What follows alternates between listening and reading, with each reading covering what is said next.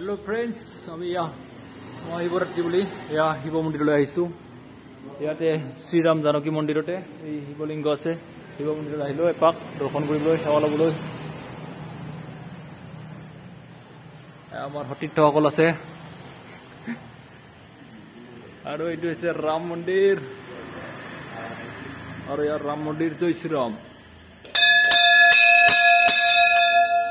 জয় শ্ৰীৰাম, জয় শ্ৰীৰাম, জয় শ্ৰীৰাম,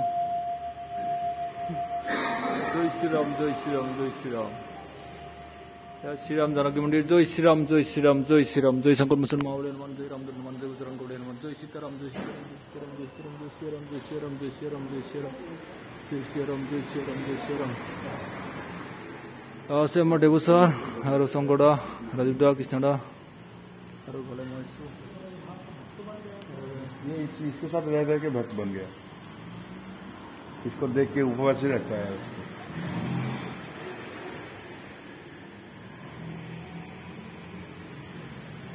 जाएगा तो कांजित का घर पे जाएगा, जाके उसका पापा के साथ मिलेगा, उनके दिखाएगा कांजित घर।